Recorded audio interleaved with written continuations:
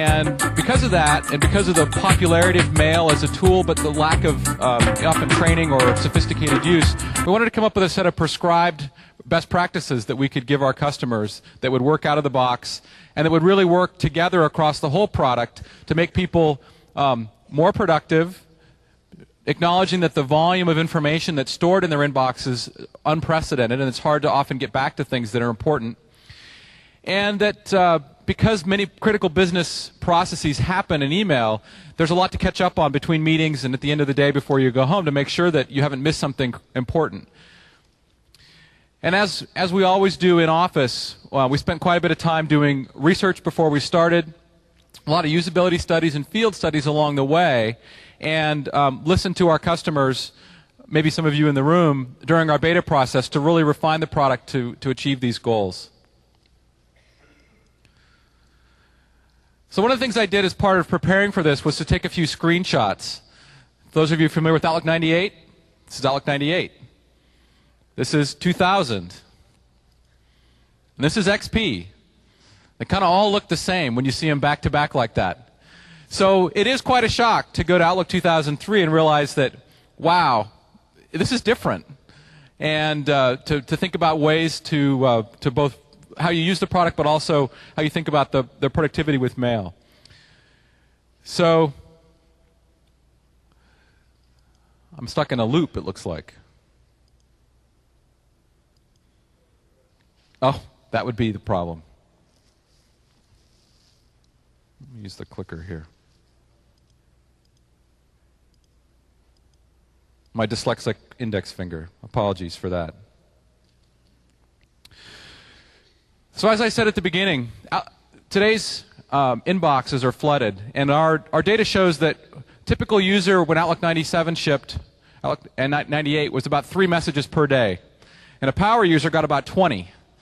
And over the course of the evolution of the product, we didn't really make any fundamental changes to how we expect you to manage that flood of information.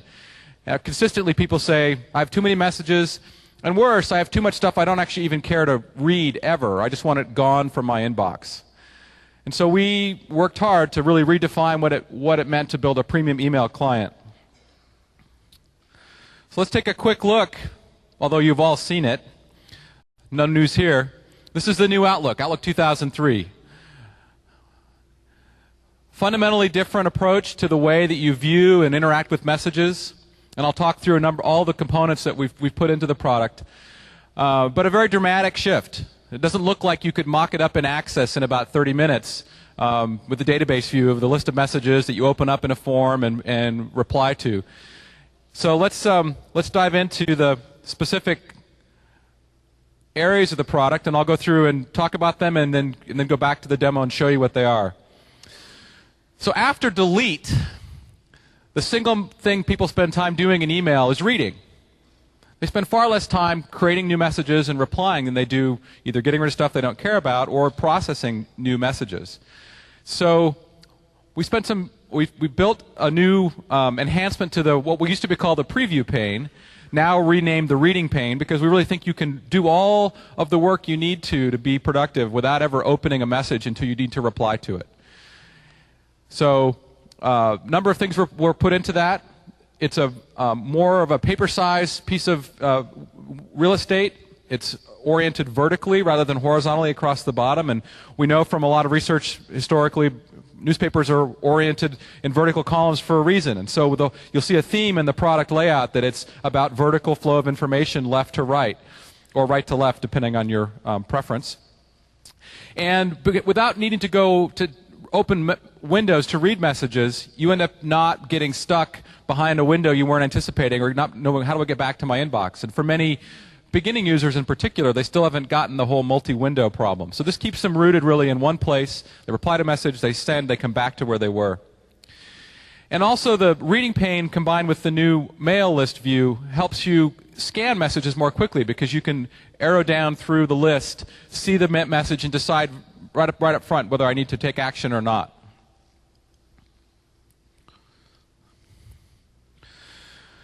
So on the right, the new reading pane. More like a newspaper. The line length has been optimized for the way the human mind processes text. And as you look at other kinds of messages, you also can see that we brought in some of the business, the application specific or the message specific functionality right into the reading pane. So you can get a meeting request and you're able to accept, decline, or whatever you need to do right from here without having to go and open the message or move to your calendar.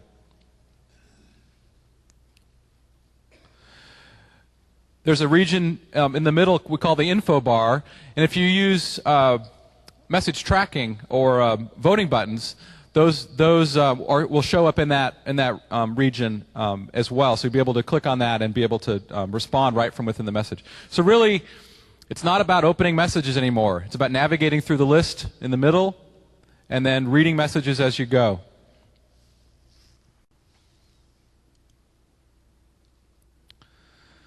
So list view is that middle region in the screen that we've taken the long, as I call the database view, and pivoted it into a single list in the middle.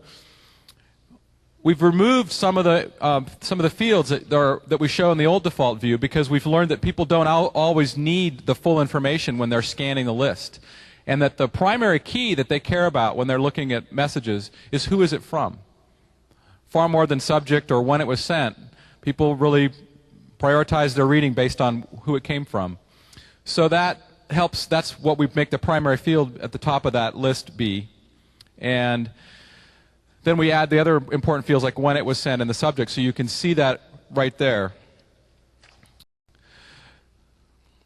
If you hover over a message that has more information than what you've seen, we'll give you a tooltip. So if you're interested in something, either a custom field you've added to the view or just more information about the exact details of when it was received, you can hover over the message and see that.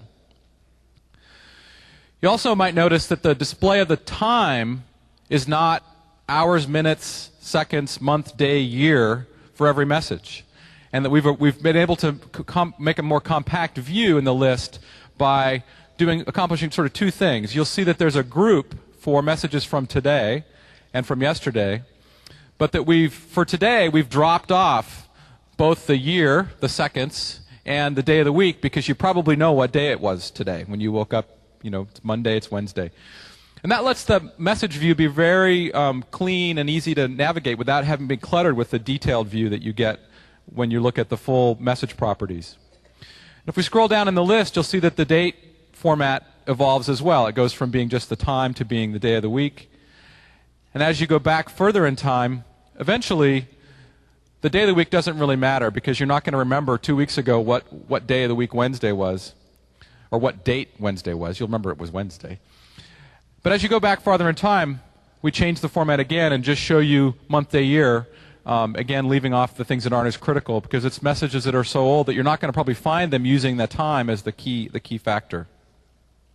A couple other things about this view that you may, if you use a tablet PC and the stylus to select messages in your inbox, it's actually quite hard in the old view with that single line. There's not a lot of room to maneuver. So this list view gives you much more accessibility with the pen for navigating through the list and being able to select messages and work with them. Probably most importantly, this view actually gives you more information on the screen at one time, even though it appears to be perhaps a smaller list of messages and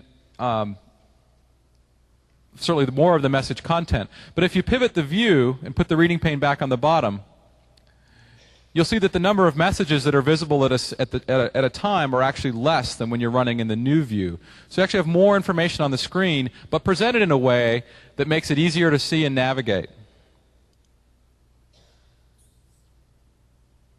Put it back where it belongs.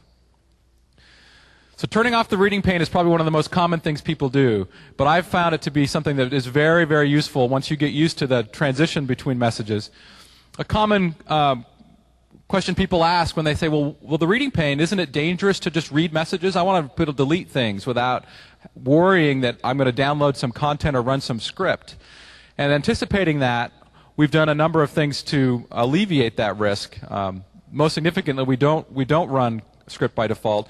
We also added a feature that we call block external content that's part of our anti-spam initiative in the product that will not download pictures by default.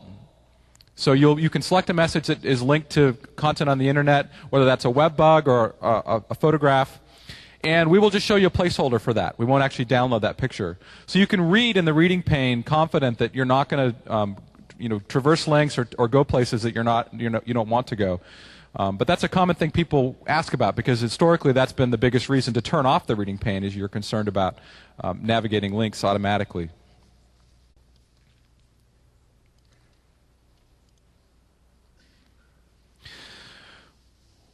One of the new concepts when we took away the column view across the top, we made it a little more challenging to organize information and adjust the sort order. And we combined two concepts together with allowing people to sort.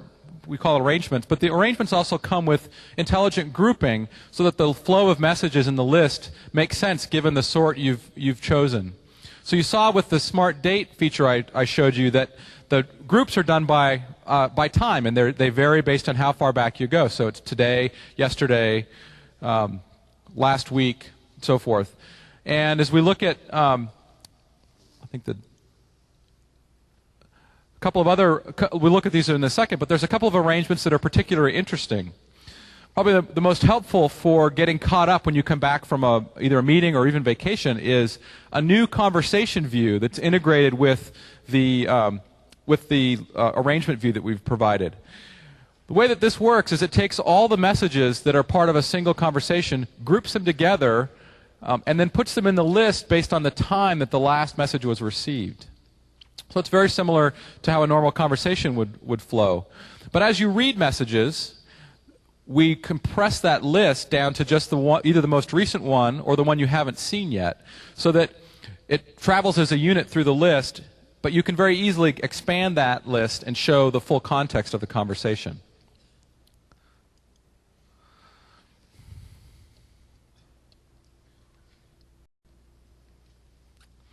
So here's the list of arrangements. It's also available from the view command. So you can see that by default, the list box is sorted by date. But we have a number of other choices that I can use. I can decide to group them by who they're from.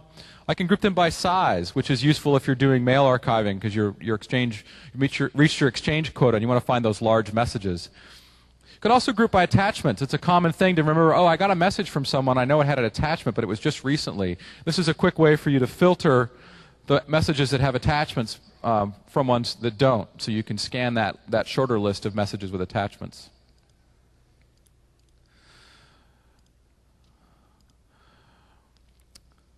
So if I go into a folder that's an archive of a distribution list, you can start to see the power of conversation view in action.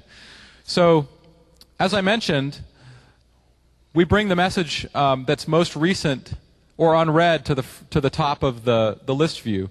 And if I select this message, you'll see that there's actually been other messages that have come in, but I've read all of them. So if I mark this one as read and then collapse the list again, all I have is the most recent message in the thread. So it's very easy to remember what the context was. But if you look back at the drop-down view, there's actually been a branch in the tree. So there's actually a couple of different threads represented. There's the most recent one, but if I look back at the details, I see that there are more. This is also a great tool for getting caught up when you may not need to answer a question that somebody has asked. If you're sorted just by date and you're reading messages in the order they arrived in your inbox, you don't know that maybe a couple messages up or a screenful up on the list that somebody else has already taken care of that problem. And being focused on answering that question, you chime in and then you get farther up and realize, oh, somebody already answered that question. So this allows you to really quickly decide if I need to participate or not in a conversation, has it been answered or not, and not either spend your time or other people's time on a duplicate answer.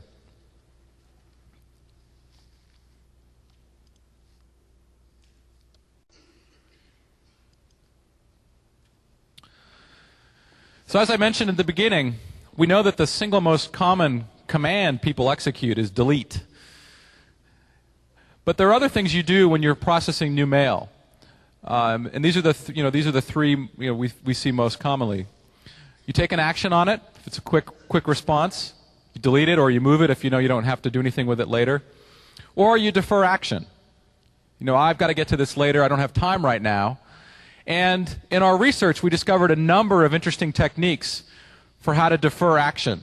And so see if there's anyone in there, if these resonate for any of you in the room. First is, trick yourself. I didn't really read this message, so I'll mark it as unread, come back to it later and go, oh, I must not have read this one before. It's marked as unread. That works pretty well, but it's sort of tedious to have to go back and forth between those, and then you don't really know which ones you've really read versus the ones that you actually haven't read yet. Then there's the fellow we call clean inbox guy. Everything is filed immediately or deleted or taken action, and anything that's left is the stuff that's left to do. These folks get a little nervous when there's more than about 20 messages in their inbox. I was clean inbox guy at one time. You get to be 100 messages, and I got to get caught up because I don't know what I have to do. Folks who create tasks from messages, drag a message to your task list, create another task management process to go work on those. That works pretty well. Then there's fooling Outlook. You know, we order your folder list by alphabetically, and if you want to have a place that you can quickly get to that's one click away, well, you can rename it with a naming convention that puts it at the top of the list. So it's easy to find, easy to get back to. It's always there at the beginning, no matter what else you use for your folders. So this is the first opportunity. Well, it's actually the second. The reading pane is something that we think is pretty important for people to make the transition to. The next thing I'll talk about that is really, I think, helping with the problem of getting back to things that are important and keeping track of what I need to do is a feature that we call quick flags. What quick flags are is a single-click way to mark a message for later follow-up. It doesn't overload any existing metaphors like read or unread. It's simple in that there's either a keystroke or a single click of the mouse to be able to mark it, and then you don't have to worry that you're going to lose track of it because you've already said you want to follow up on it later. We give you a few different colors to choose from so you can decide to do some level of organization between your flags. And most importantly, we collect all of these flag messages into a new folder that we call, appropriately, flagged for follow-up, so that you actually know unambiguously that that's the folder where stuff I got to go do lives, if you flag them. And you can work within that folder to get work done when you have time to process these deferred items. So you can see on the screen here, on the right side of the list view, there's a few messages that are flagged. I'm going to flag this message from Jensen. Even though it's about Egypt, I find it fascinating, and I'm just going to mark it so I can get back to it later. I can also use the insert key, if I can find it on this keyboard, to mark a message either for follow-up or with another single click, mark it as complete, so that I know that I've not only had to take action on it, but now I have completed that task, versus messages that I've never had to do anything on. So it's a fairly simple UI, single click either with insert or with the mouse. If I go to the for follow-up folder, you'll see that message from Jensen is at the top. But you can also see other messages from other folks in this list. If I hover over the message, you can see that we now, we're not showing you where the message is. We're just showing you that it's flagged. And what's happened here is that no matter where the message is in your inbox, we will look for that messages with that property and bring them into this view, independent of where they live. So you can still use rules to move messages to particular folders, so they're part of a distribution list. Go to that folder and read those messages, mark them for follow-up, and then they'll appear in this folder as you mark them. If I mark a message as complete, we take it out of the list. It's not deleted. It just no longer satisfies the property that it was flagged for follow-up because I've now completed it.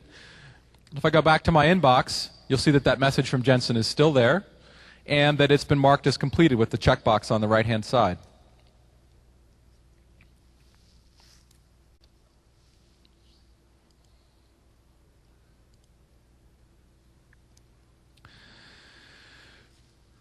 Let's talk about folders for a bit.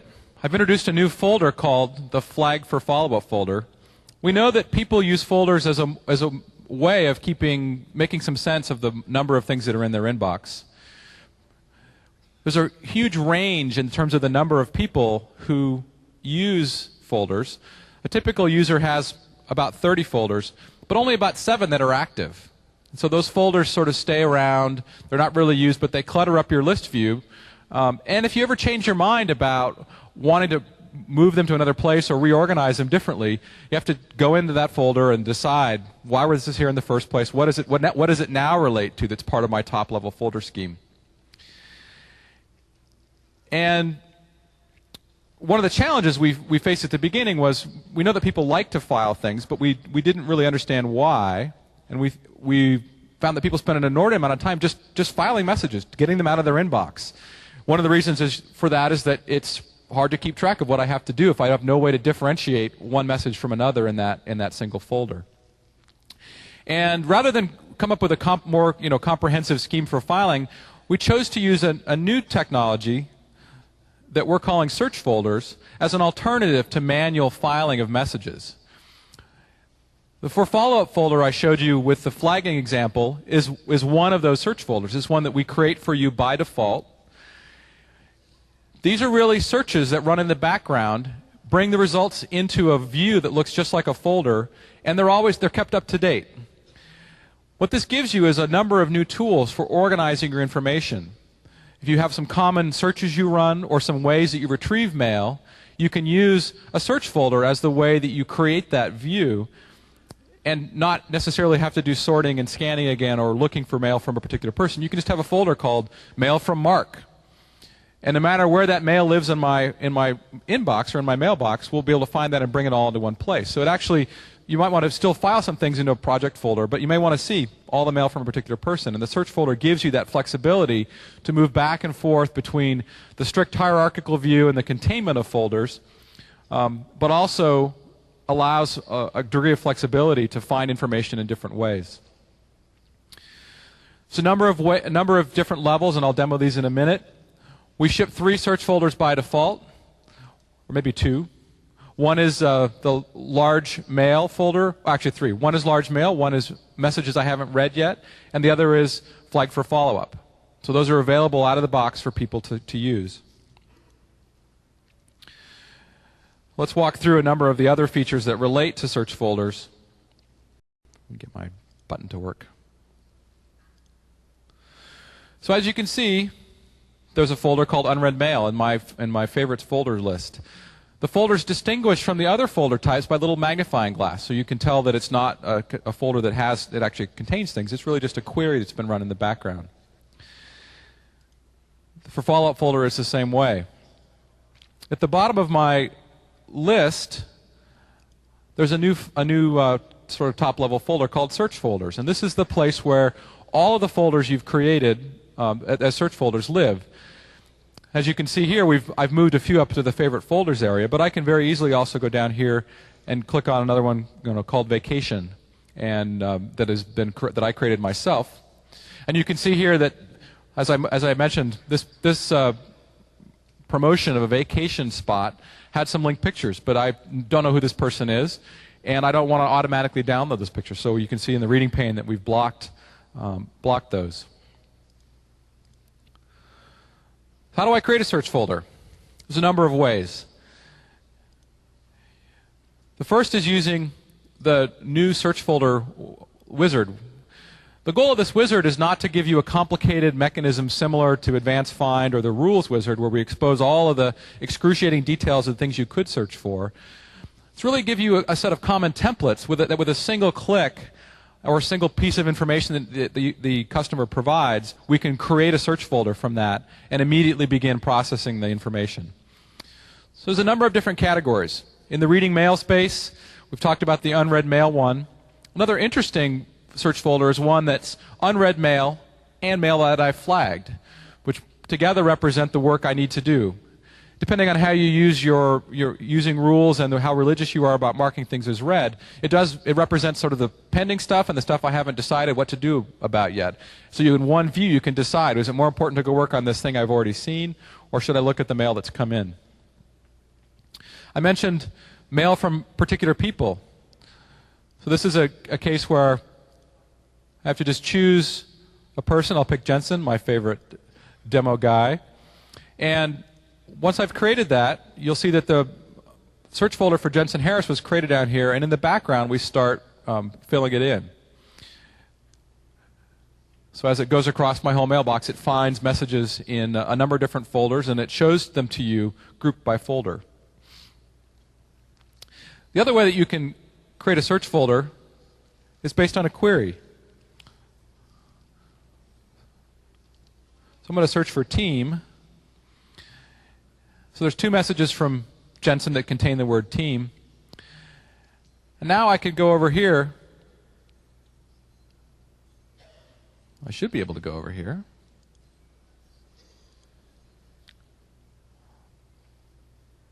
Well, in theory, I don't know what's from the demo today, I should be able to save this search as a search folder. Oh, I know what it is. It's probably built on top of a search folder. It's this recursive search folder problem. So if I go to my inbox and do the same thing,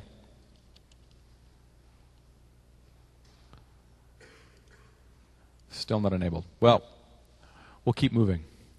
So the other things I can do with search folders is create a custom search folder. With a custom search folder, I give it a name that I choose, and I can pick where I'd like to look across my mailbox. So I can search across a few folders, or I can search across my whole inbox. By default, we pick your whole mailbox, but I could also choose just to search on a particular folder. And then I can use the advanced find dialog to set the criteria for the exact search I want to run. So there's no query you can't do in Outlook that can't be turned into a search folder if you're willing to go through the steps of building an advanced find.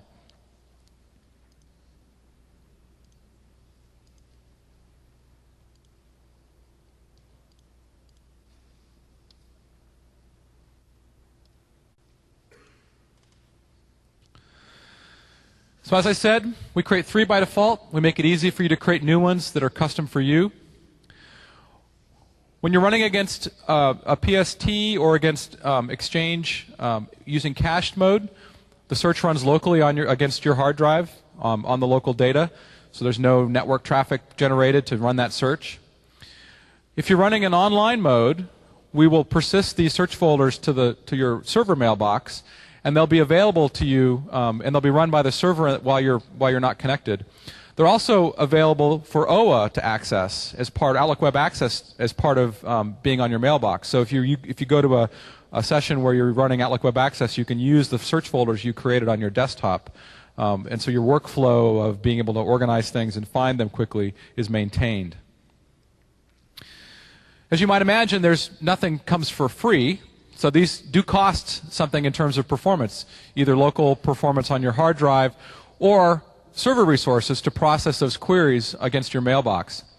So what we do is we keep track of how frequently you use a particular search folder, and if you stop using it, we stop processing the query on a real-time basis. We don't delete it. It's still available to you. You can go into the search folder list and select it, and then we'll start up the search again.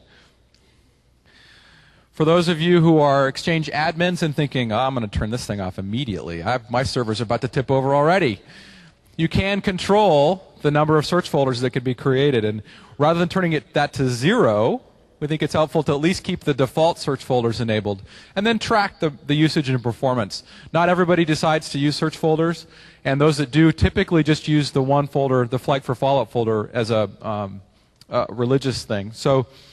But don't turn them off completely. We think it's a really good feature. One of the criticisms the product team has received over time is that, gosh, that Outlook is great, but boy, it's really hard for people to figure out and to use, and let alone to train someone on. And we spent some time at the beginning of the release examining what the product had become over the course of 3 or 4 releases, and which features had sort of crept in, and which ones were being used, and then as well, what do we think the role of the product is?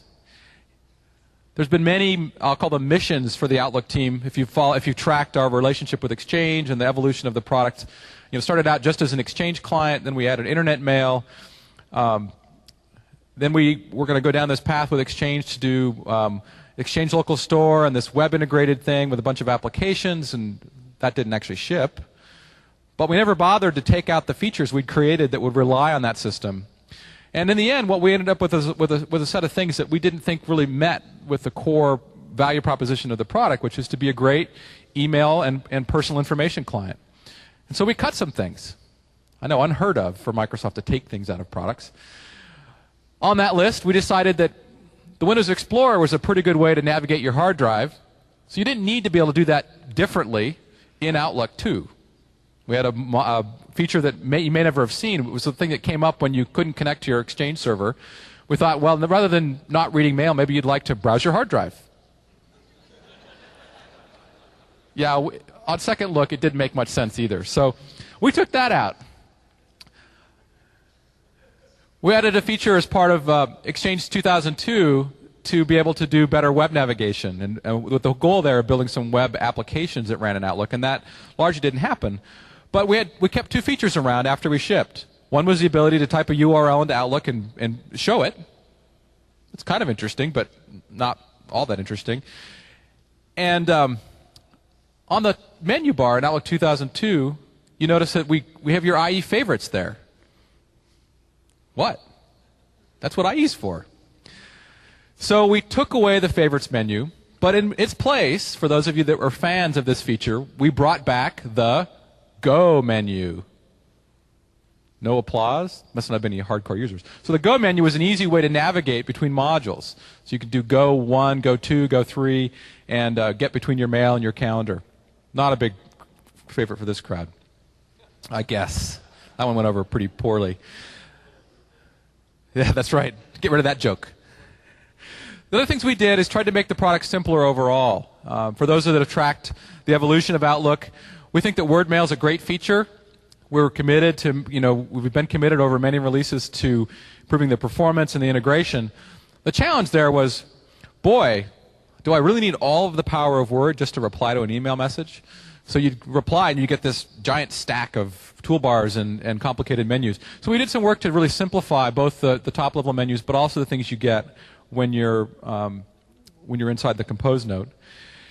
And we did some working to simplify navigation. We've had the Outlook folder list, which is used for both putting things places, but also getting to places. We also had the shortcut bar, which could be used to navigate to favorite folders. And we've done some things to collapse those two into one using a concept we're calling the navigation pane. So that's the far left pane that you saw me interact with a few times. There were a number of goals here.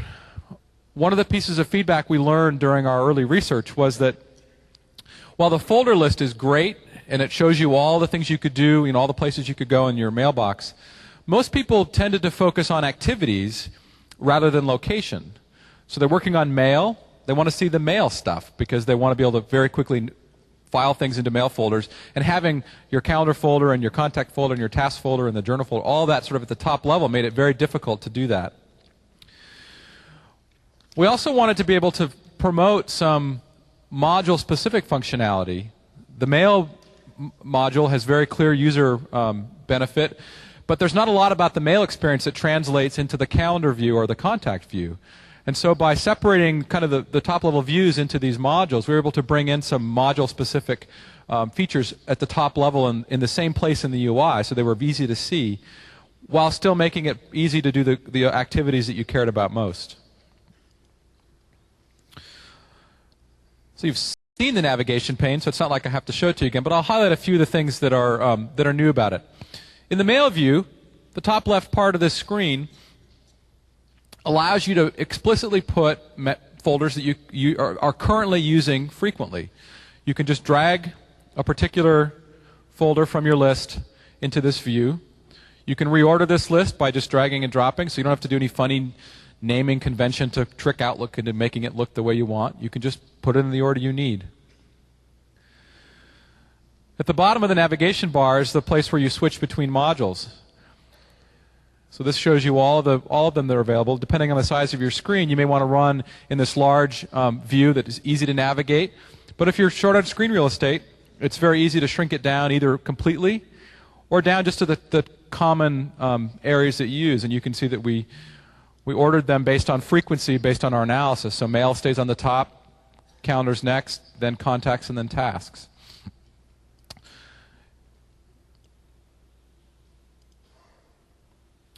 If I switch to the calendar view, you see that we've done a number of things here to bring some calendar-specific navigation metaphors into the screen. The date picker's moved from the task pad on the right to the top left, so it's a consistent place to go to think about navigation activities, whether that's switching folders or picking a date.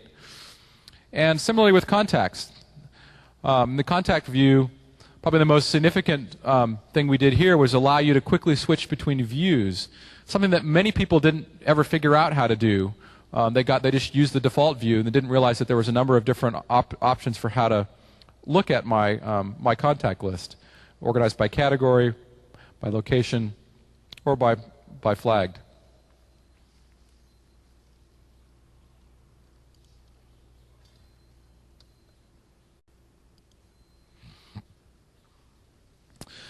So we're going to move out of the mail space and sort of the general overview and talk about some of the features we've put into the calendaring space.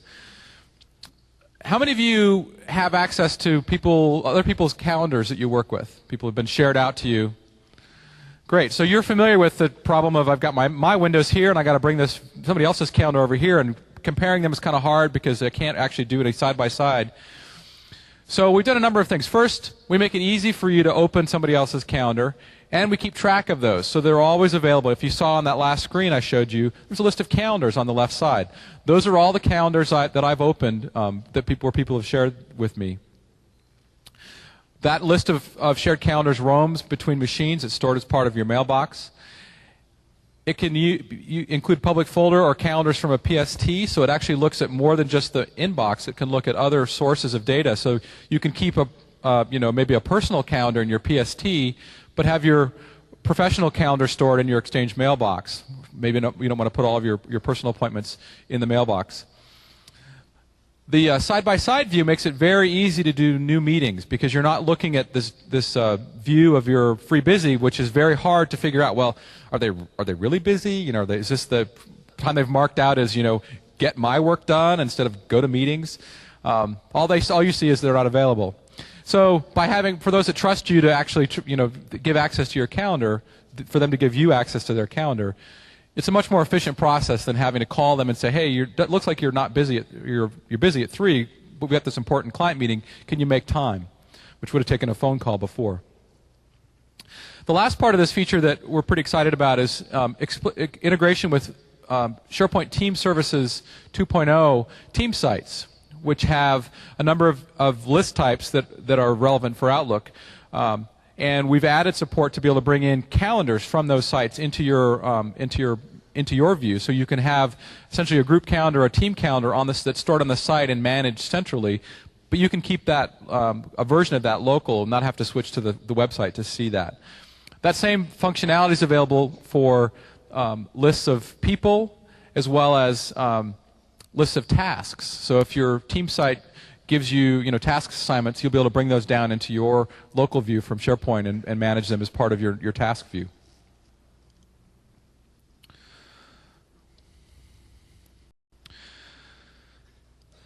So side-by-side calendars. You can see here this list of calendars I talked about.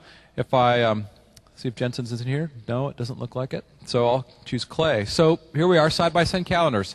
Shows the same day. It distinguishes with the background which calendar is mine. Is the one on the left. It's always called calendar, and then the name of the person whose calendar you're looking at on the right is shown there.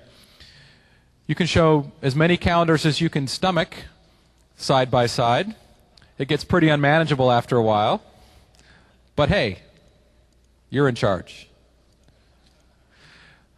Another interesting view here is to be able to do a week view and be able to see more than just a day view. But so the same kind of functionality of having an overall view and then have the two calendars side by side for planning purposes. The day is not always as interesting as looking at a higher level view.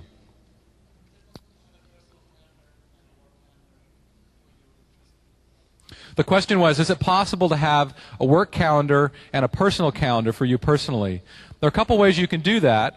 One is you can create a second calendar folder as part of your main inbox. It will show up in this list. I can actually show you how we would do that. Actually go to the full folder list. Oh, that's not it. And just create a new folder here. of type calendar.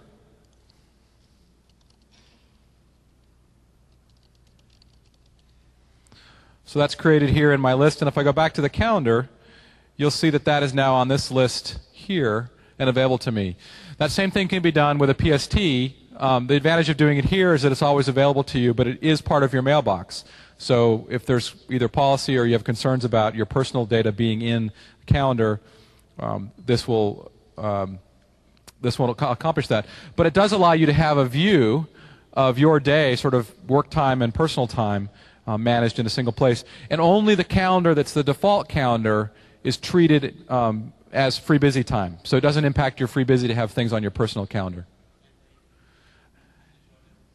To do an overlay view? Question was, can we do an overlay view of the calendar? The answer is not in this release, but it's a very common feature request. We're very aware that that's a great. I'll ask you to hold on questions till the end. I'll have some time at the very end, and we'll get the mics in play, and I'll get through the rest of my talk, and we'll be able to do some questions. So, opening a shared calendar is promoted here. So if I know that someone has sent me their invitation to view their calendar, I can open it from here. I can also control the settings for my calendar from this place, rather than having to go to some other view and figure out who was I given access to my calendar. And those same features are available for contact lists and task lists as well.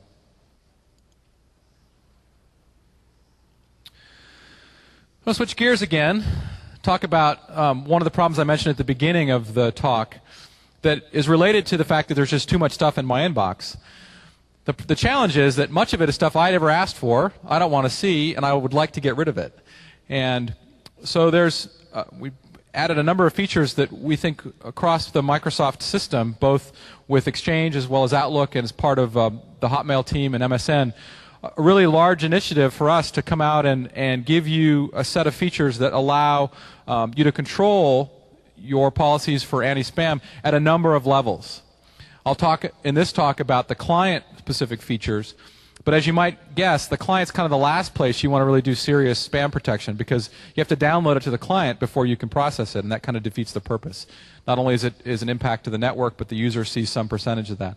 So pushing it farther up the network stack is a good thing, but for many people, they don't have the resources of a spam filter on their server, so the client is the best thing they have. We didn't just add a filter in this release, we really built a set of integrated features that tackle the problem on a number of levels, and acknowledge that filtering technology isn't perfect. And so the beginning premise is you don't want to risk not getting important email. As bad as the spam problem is, missing a critical mail from a client or from your boss because for whatever reason the filter decided it wasn't appropriate, might have been like, do that project now, and they said, oh, you don't want to see that one. That the foundation of this feature really is the ability for you to set up a series of trusted and untrusted senders that you maintain.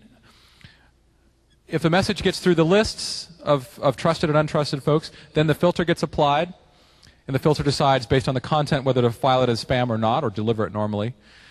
And then when you get around to reading messages that might have still be spam but have slipped through the filter, the block external content feature I called out at the beginning and demoed briefly protects you from seeing the content that's in that message, or, in the case of a web beacon, from sending a notification back to the person who sent it that you've opened the message, which they do by processing the picture, the image that's in that message. So let's talk about the lists, the safe and block lists. You can set up any address or domain can be explicitly trusted or blocked. So you can say, I never want to see mail from a particular website, and never have it again. There are some circles of trust that we think are implicit and already part of the definition of your account. One is the folks that are in your contact list. They might be sending you spam, but you're probably not going to block them entirely from sending bad jokes or pictures of their dog, even if it's not really appropriate for business. You still want to differentiate those on your own. Within an Exchange organization, the global address list that that is maintained by in the Active Directory is also an important list. It's the people you work with. So any message from someone you work with, you want to make sure gets delivered. So we will not, any mail from anyone on those lists gets delivered normally and will never be treated like spam. So you can trust that important senders will always get through, and that the filter will only work on those people who you've never heard from before, or who they're not on your list. So the filter itself is a content analysis tool that comes out of a shared services team at Microsoft that's researching the character of spam, the evolution of spam over the course of time that we've been working on these features. As you might imagine, as soon as we put a filter out, the spammers are trying to figure out how to defeat it. So it's a moving target. So we have a dedicated team that's tracking that and building updated filters on a regular basis for all the Microsoft products that use the messaging filter. The filter is trained on mail that has been classified by people, both internal to Microsoft and external, as spam. It doesn't look at a particular organization or email address as an input to its training. And I'll demo this in a second, but we have a number of different levels of thresholds, if you will, of the content, sort of more like, it could be more like spam or more like good mail. And you can pick a couple points in the middle and decide that mail that's really, I'm concerned about false positives, so I want to have mail delivered to me, even if it might be a little bit spammy.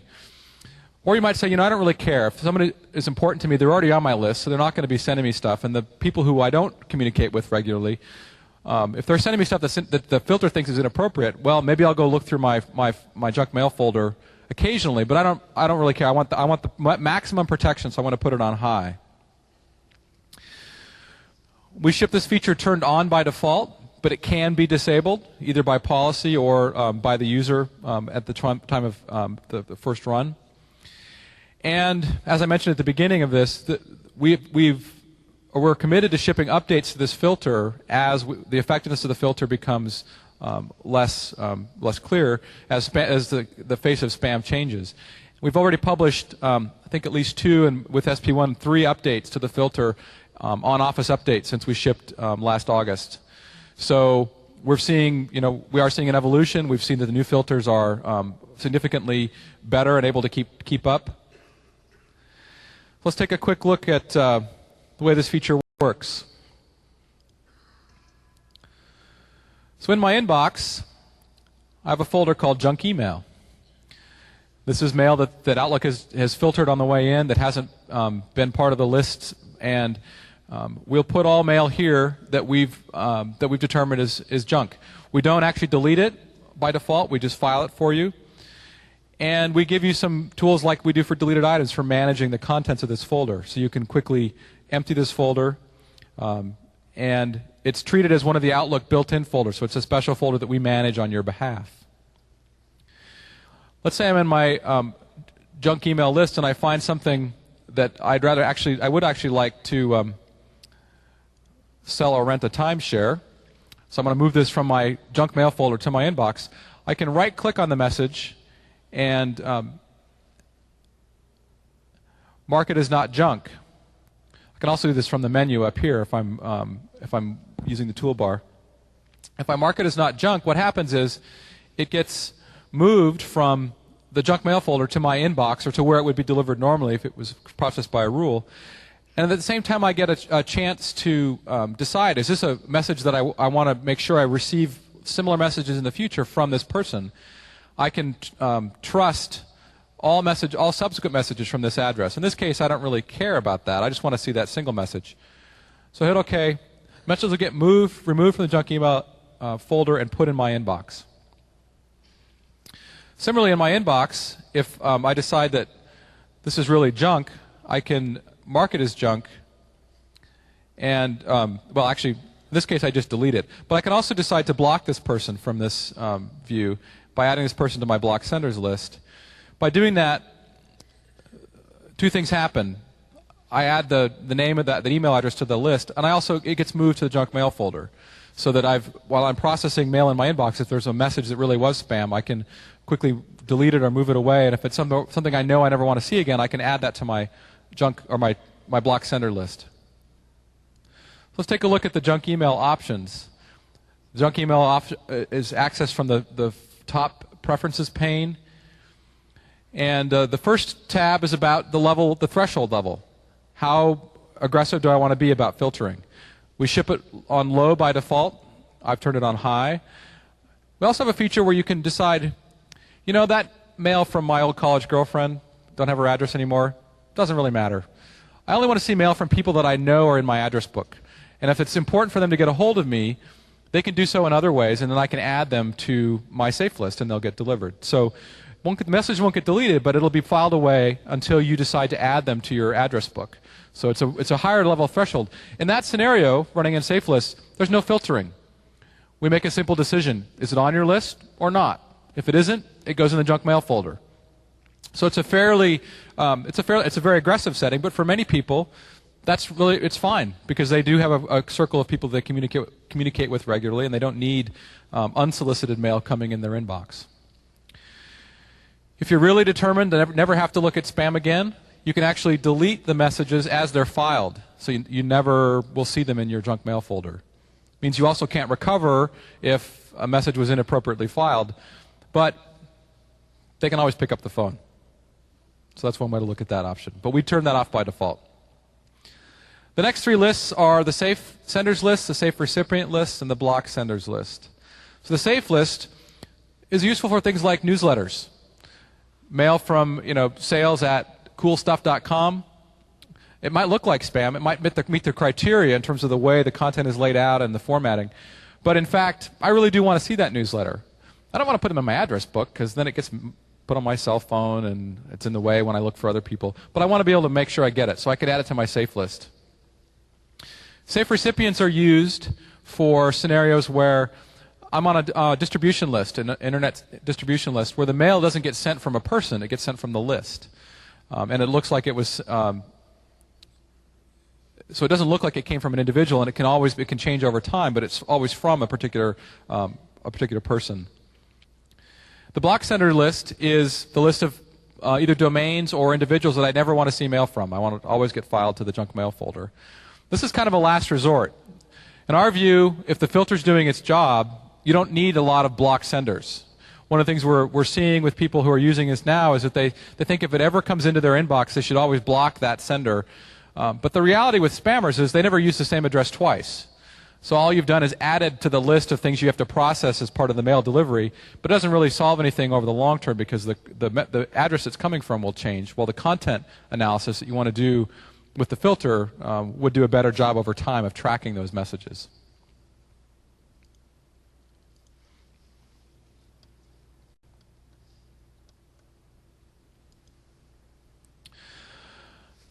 I've already talked about block external content enough probably that I don't need to spend a lot of time here, but the key message is we'll never download stuff unless it's from someone who's on your safe list. You get complete control. There's a single, actually we'll show you this in a second. There's a single click way to get at content that might have been blocked. So if you're here in the you can see in the top of the list, we notify you that we've blocked the pictures. You can click in this message bar and have choices about downloading the pictures now or adding the sender to your safe sender list, so you don't have to do this in the subsequent emails. Also, the placeholder picture contains the cue that tells you both where it's coming from, but also allows you to do the same thing you can do from the info bar. The automatic download settings, or the block external content settings, are also in Tools Options, and they're available from the view here. And I can control both where I allow messages to come from, either from safe zones on the internet or from safe senders. One of the things that we have to do when we reply to a message is we have to get we don't have to, we've chosen to bring the content in, because it's often important for the context of the message. But that might mean going out and getting that. Since most people don't reply to spam, but they might reply to a message where the picture was blocked temporarily, we notify you that we're about to go out and get that picture before you do. And this lets you decide, well, do I really need to reply to this now? Is there another way that I can communicate by without ever going out to the internet? One last choice for blocking external content is that we have an option for you to read all mail as plain text. This was a feature we shipped in as part of an update to XP that was a registry key, but we've added that as a user option now in 2003. That was sort of the last resort. That meant that you never really wanted to see anything of significance beyond Courier 10. So with the new features around spam protection, we think that that is not really a necessary option. But for people who want to be absolutely sure that they're not going to see anything, they're not going to run any code at all, they're absolutely guaranteed of that, always running as plain text is a fail-safe way.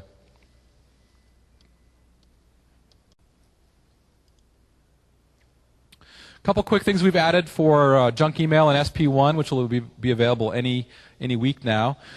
You can now block on top-level domains, so you can get rid of all websites from a particular country code or country domain.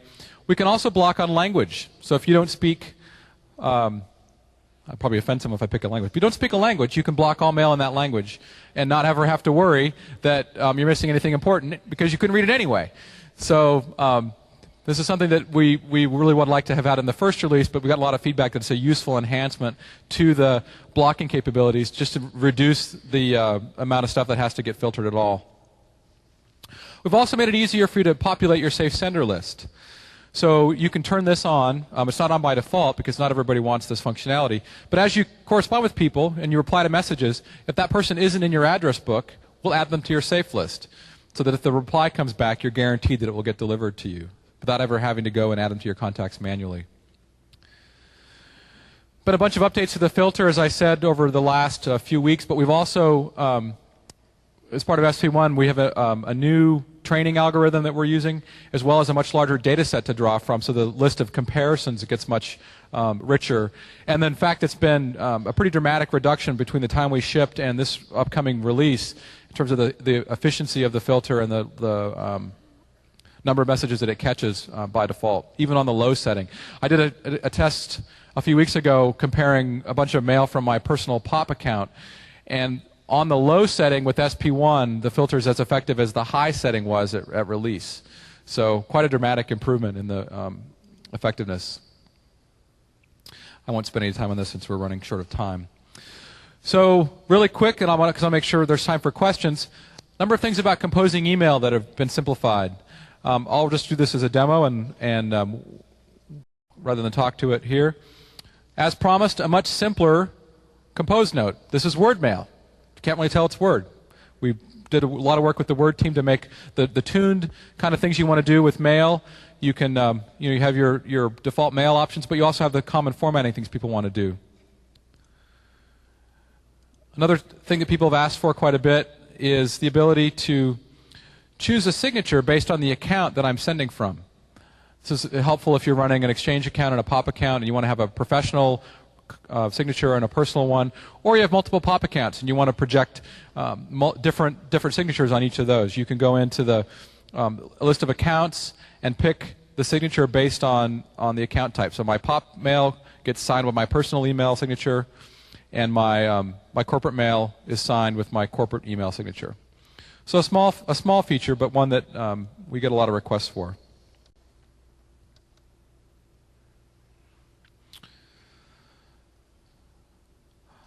Last thing I'll talk about briefly, then I'll move on. Sending around pictures and email is pretty common, but as digital cameras have become more sophisticated and taking bigger pictures, it's easy for someone to send you inadvertently a 4 megabyte file. Sorry, be quite a trick to send a 4 gigabyte file now, wouldn't it? So we have a feature now that allows you to, as you attach a message, automatically sample it down when you send it to a smaller size that's more suitable for viewing in mail.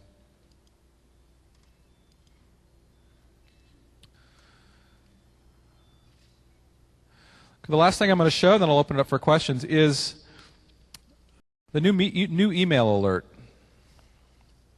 Send some mail to myself.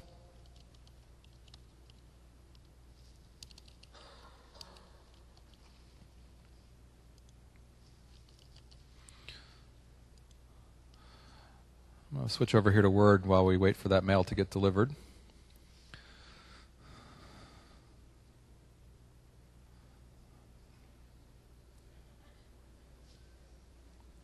think that this little cable wouldn't take nearly as long for that mail to get back and forth. Okay, there it is. I'm in Word, working hard on a document. I hear that ding. I got new mail. Today you'd be like switching back to Outlook. Who's it from? What's it about? Do I keep working or do I go read that mail? For most people, they just go read the mail because it's a human tendency. So the new mail alert, which disappeared before I could get to it, is a sort of low interrupt way of showing you that you have a new message. It comes up, sort of transparent, it's not very obtrusive, and then it fades away if you don't pay any attention to it. And from that, you can do a couple of common things. You can open it right away, still in Word, not tempted to go read all the other mail that might have come in. You just get that one message because it's from your boss. And you can also do things like delete it right from that alert, or you can flag it. So if you know that it's something you're going to care about later, you can flag it for follow-up right from that pop-up, and then trust that the flag for follow-up system is going to help you later on find that message and respond to it.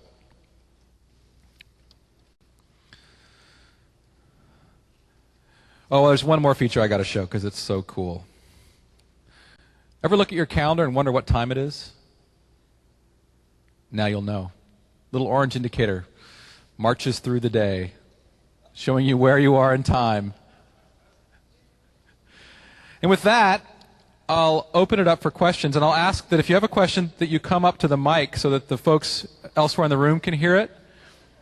I'll also be available tomorrow morning at the office cabana upstairs, cabana 2 and 3, if you don't get a question today. Thank you for coming.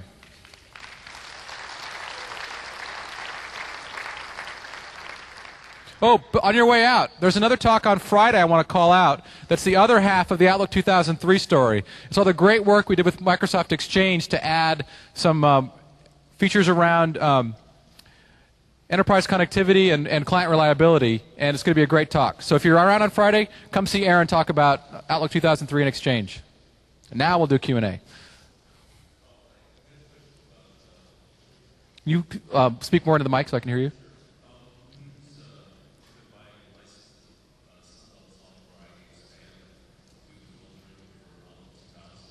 Okay.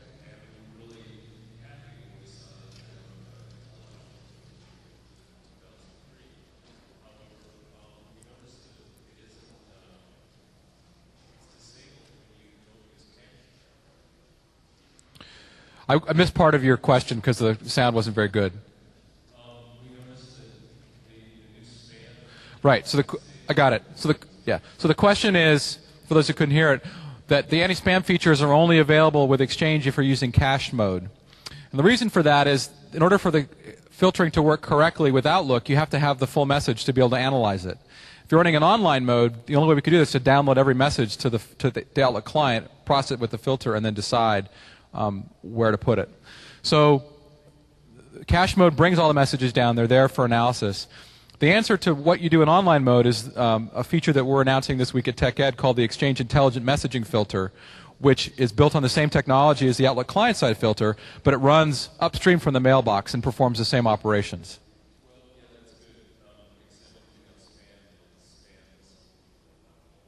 Understood.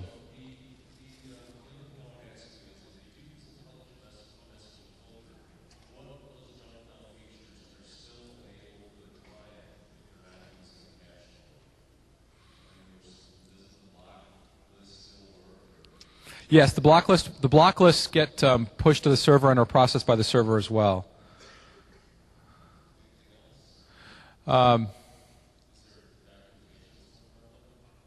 Yeah, there should be updated documentation with the IMF. I can check on that. And I'm sorry? There will be, yes, and that should show you the relationship between the two. Okay. Question here in front. He's got to bring the sound up and back. Let's take a second. Congratulations. This is a fantastic improvement. We really, really appreciate it. Thank you. We would love to see better support for IMAP when we come. I realize we're increasing IMAP support. We're still looking for Outlook to make use of IMAP folders and to launch search processes, especially on the IMAP server. Right. Right now, as you know, we only work with synchronized content. Is there any chance this is going to come in the near future? Well, so the question was, what about IMAP? And I can say we've heard you loud and clear, And we're working on, that's a key part of our mission as a product, is to not just be an Exchange client. So we're committed to improving it over time. I can't give you a specific timeline, but that's definitely on our list of things we need to get to, if not by the next release, or if not sooner, by the next release. Thank you very much. Over here on that side. Hi, a couple questions. What happened to the ability to automatically add contacts, like apply different contacts? What happened to that? It was taken away in the first, I think actually in XP it was dropped. Actually, no, I don't know. How's that? I'm not sure if we ever had that really in Outlook. I know it was an Outlook Express feature. No? A better expert. Okay. I think it got dropped when we made the move to XP and merged corporate mode and internet mode into one client, that feature was left behind. Last question is, Windows updates automatically download these available to start many. Why is it so complicated to get all those updates? It's a short-term problem. We're working with the Windows team to move towards a single system for getting updates for the whole company, and you'll see that hopefully within the next few months. Great, thank you.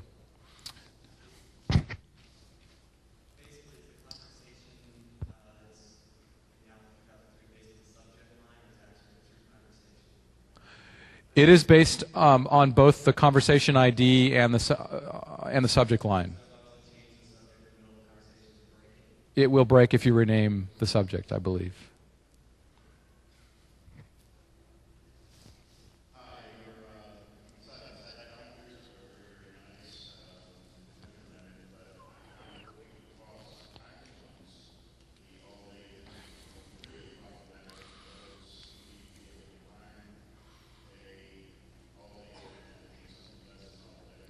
Right. Not rather than a 12 to 12.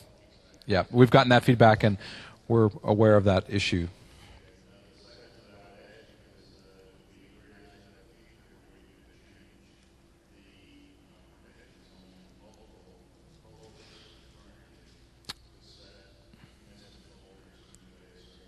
Right. Or yeah, multi-select or just all the folders underneath this. Okay? Good feedback. Thank you. Down here on the end.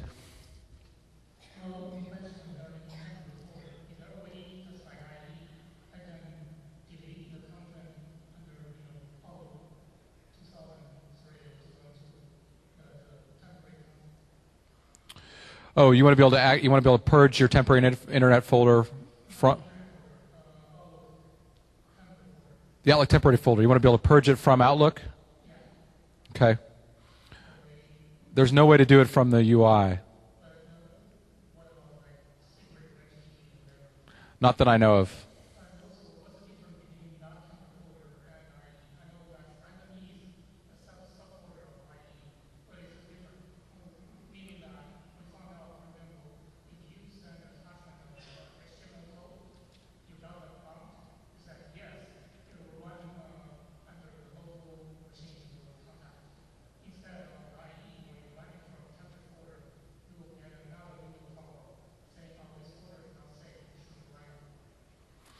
I'm not sure I understand. Why don't you come back afterwards and I'll talk to you about that one. Thank you. Here in the middle. Okay.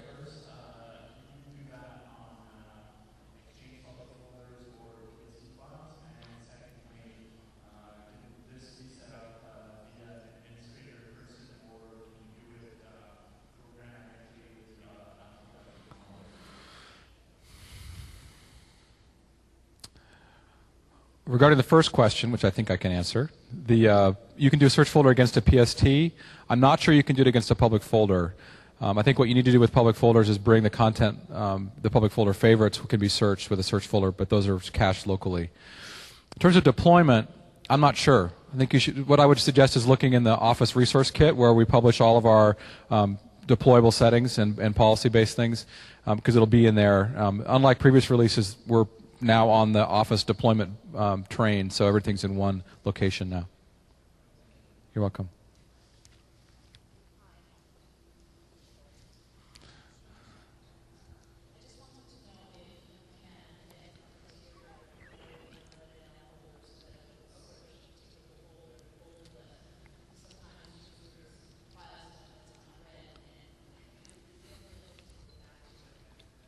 Let's check.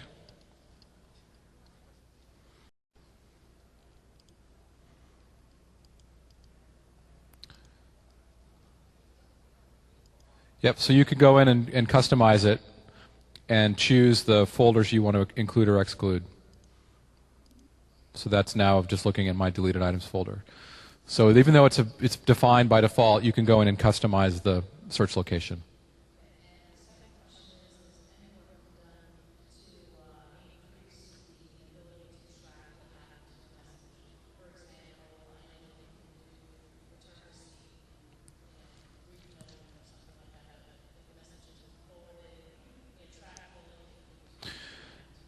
We don't have any new features for trackability, but we do have a new set of features built around the rights management server that Microsoft shipped last year that allow the sender to control whether a message can be forwarded or deleted even, or printed, or any other ways that you might move the content to places that the sender didn't specify.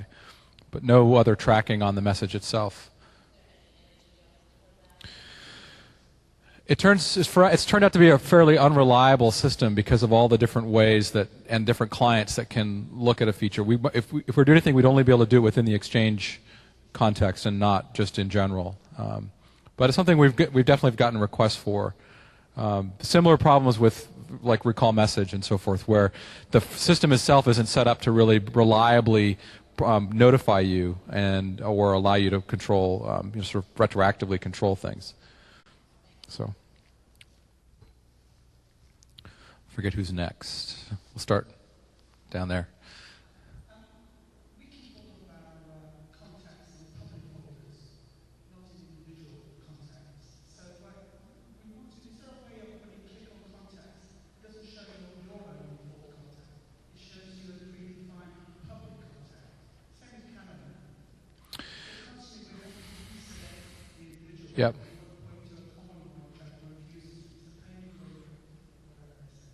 Yeah, I don't know of a way to do that without writing a custom add-in that managed that for you with the time you were interacting with it. There's no feature in the product to do that, but that's good feedback. I understand. Yep. To point at a shared resource. My mailbox is mine, but I really want to use a single folder for contacts and one for calendar.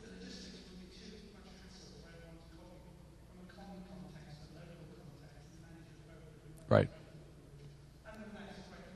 Okay, thank you, and thanks for your feedback. Good product. This was good last week. If I have a message in my inbox, I want to file it away. If I tag it with follow-up instead of reminder when I follow up, once I've filed it away, the reminder will remind me. It's not. Yeah, we only look for reminders on folders in your inbox, or on messages in your inbox, or default folders. Something we're evaluating. We get this request frequently enough that we're looking at how to make reminders. It's a resourcing issue. How do we have to process more items looking for reminders across more folders? It's a performance problem more than a technical problem. You're welcome.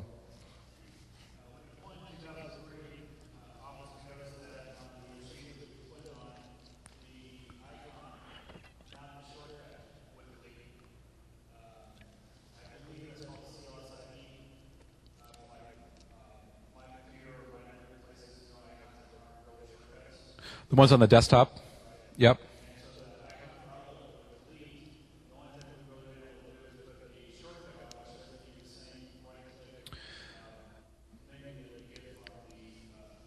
Right. So there's this was done as a part of a request from the XP team to follow their logo program, actually, that only they can do those sort of special icons. I think if you search for in the knowledge base, you'll find an article on how to change some registry settings that will bring the default icon back to the desktop. You're welcome. In the back. You in the middle, I mean. I'll be in the cabana from about 9 o'clock until noon.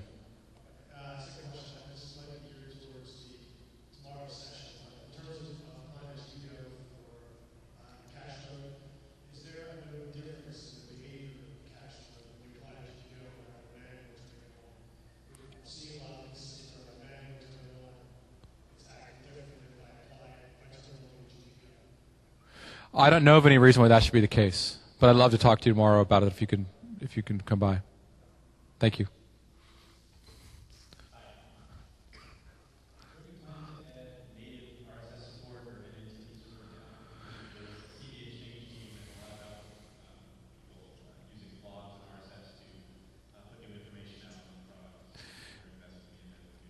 Absolutely something we're looking at for obvious reasons, but I can't commit to a timeline.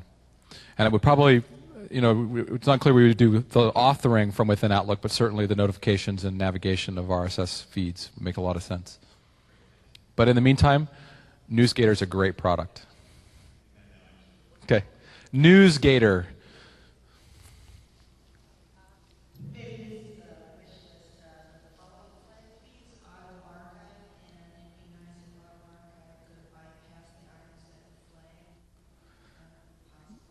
It's not something, I think it's an oversight on our part not to skip those items in Auto Archive. But it's actually something I thought about this week. I've started using Auto Archive myself, and I'm thinking, yeah, they go with, but just based on date. So it's a great suggestion. Thank you.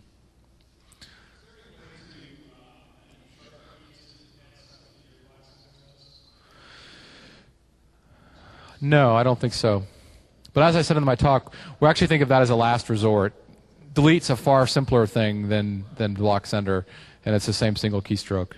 And we've chosen, it's really a philosophy on our part. You might say that if you're looking at something that is in your inbox, the fastest way to get rid of it is still delete. And it's only for sort of chronic things where you need to make sure that you never see something you want to put on the block list. But it does take extra processing time in the message flow to check and all that. But we'll see. We're still tuning the system, and we're committed to actually